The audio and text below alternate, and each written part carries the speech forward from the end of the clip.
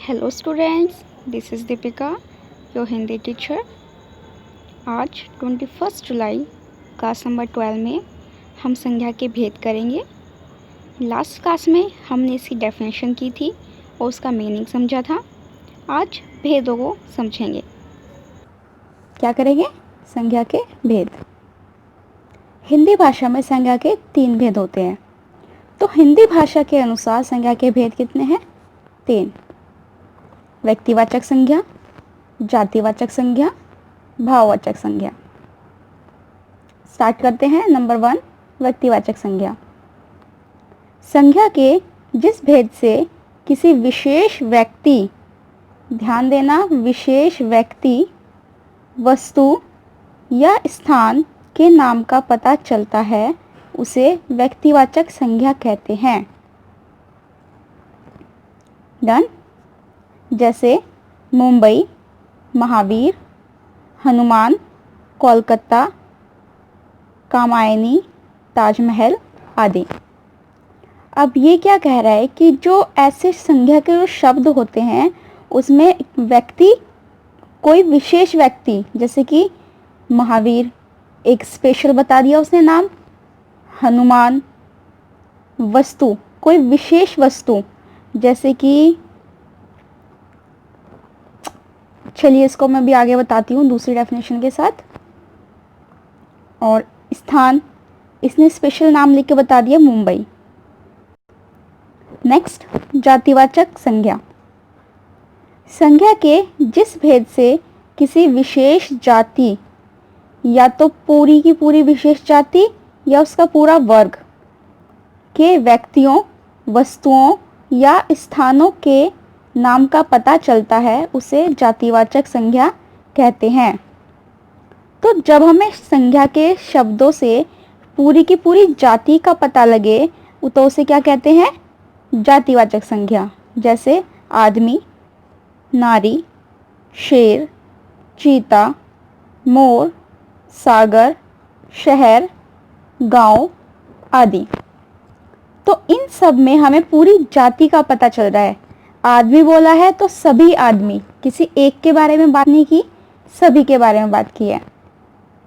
अगर उसने सागर बोला है तो सभी सागर के बारे में बात कर रहा है, किसी एक सागर के बारे में नहीं। डन। तो अब इन दोनों में डिफरेंस देखिए।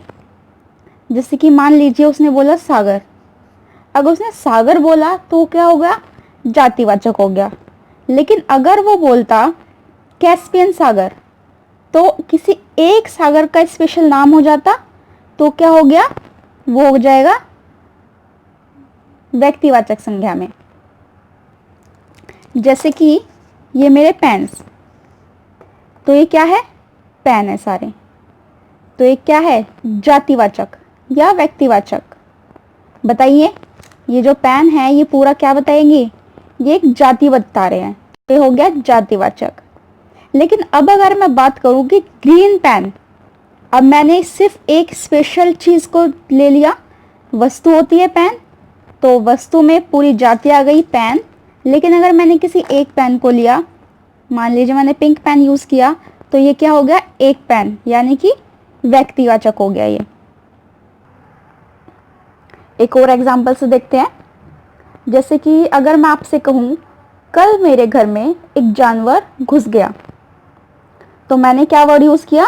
जानवर। तो आपको पता चला कि कौन सा जानवर घुसा? आपको ये तो पता चल गया ना कि जानवर घुस गया है, तो ये क्या हो गई? पूरी जाति हो गई। लेकिन अगर मैं यहीं पर ये कहती हूँ कि कल मेरे घर में बिल्ली आ गई थी, तो ये हो गया व्यक्तिवाचक। अब हमने एक पूरे जानवर की कैटेगरी में एक स्पेशल बता दिया कि एक बिल्ली आई थी। तो इस तरह से जब पूरी जाति की बात होती है, पूरा ग्रुप आता है उसमें, तो वो आएगा हमारा जातिवाचक संज्ञा। और जब किसी एक स्पेशल कोई वस्तु हो, स्थान हो, कुछ भी होता है, तो वो क्या कहलाता है? व्यक्तिवाचक संज्ञा। डन। दोनों में डिफरेंस भी आपको पता चल गया। नंबर 3, भाववाचक संज्ञा। संज्ञा के जिस भेद से गुण, दोष, भाव अथवा अवस्था आदि का पता चलता है उसे भाववाचक संज्ञा कहते हैं, जैसे बचपन, ममता, सरलता, सुंदरता, प्यारा आदि। तो ये कह रहा है कि संज्ञा के जिस भेद से, यानी कि संज्ञा के जिन प्रकार से ये किसी के गुण में क्या क्वालिटी है उसके अंदर, जैसे सरलता है, वो सरल है, सुंदर है या प्यारा है, सरलता, सुंदरता, प्यारा, तो ये क्या हो गए गुण।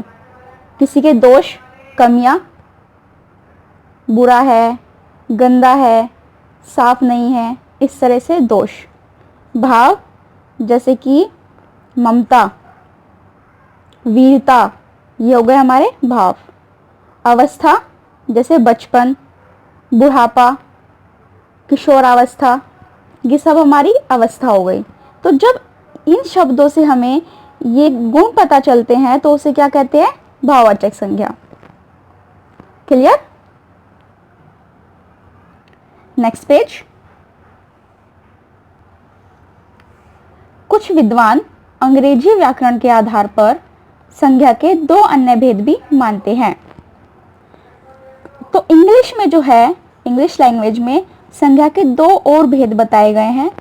तो 3 आपके हो गए, हिंदी के 3 और इंग्लिश के हो गए 2, तो टोटल कितने हो गए 5। अगर आपसे पूछा जाएगा कि हिंदी भाषा के अनुसार कितने भेद है, तो आप क्या आंसर करेंगे, 3। कितने? 3। व्यक्तिवाचक संज्ञा, जातिवाचक संज्ञा और भाववाचक संज्ञा। अगर आपसे पूछा जाएगा कि इंग्लिश भाषा के अनुसार कितने भेद है, तो आप बताएंगे 2, समूहवाचक संज्ञा और द्रव्यवाचक संज्ञा। चलिए इन्हें देखते हैं।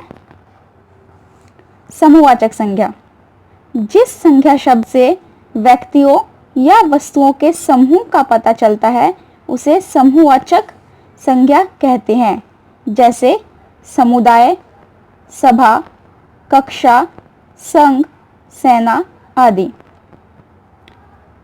क्लियर ही हो गया होगा। ऐसे शब्द जो किसी व्यक्ति या वस्तु का पूरा ग्रुप, पूरा समूह बताते हैं, तो उसे क्या कहते हैं, समूहवाचक संज्ञा। कोई समुदाय हो गया या सभा हो गई, कोई क्लास हो गई, 4th क्लास, 5th क्लास, इस तरह से सेना हो गई कि भारतीय सेना, चीनी सेना, पाकिस्तानी सेना, तो ये पूरा समूहवाचक संज्ञा हो गया। नेक्स्ट है द्रव्यवाचक संज्ञा। द्रव्यवाचक यानी कि कोई पदार्थ, मापतोल की वस्तुओं के नाम को द्रव्यवाचक संज्ञा कहते हैं।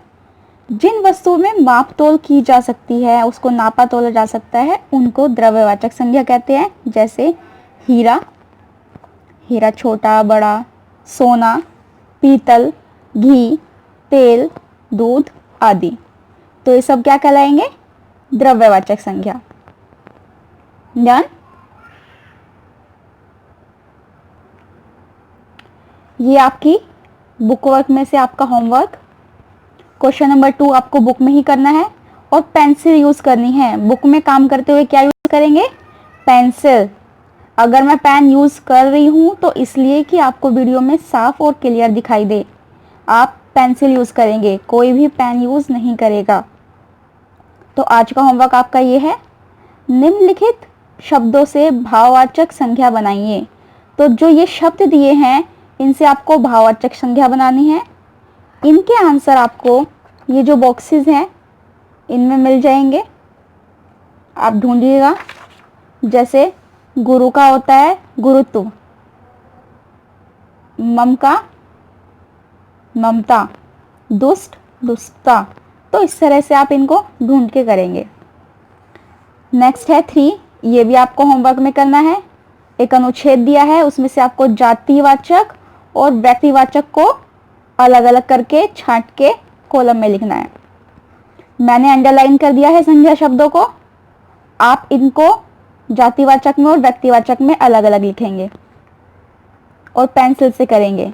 जैसे दिन, दिन यानी कि किसी एक दिन की बात हुई है, तो दिन किस में आ जाएगा, जातिवाचक में।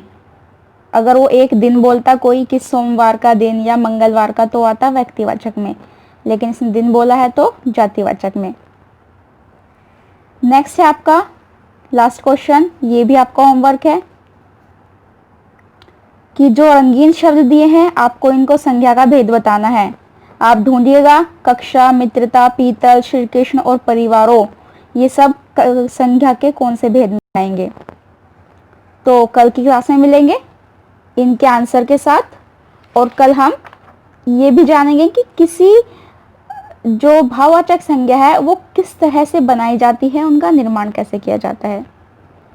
तो कल की क्लास में मिलते हैं। Thank you.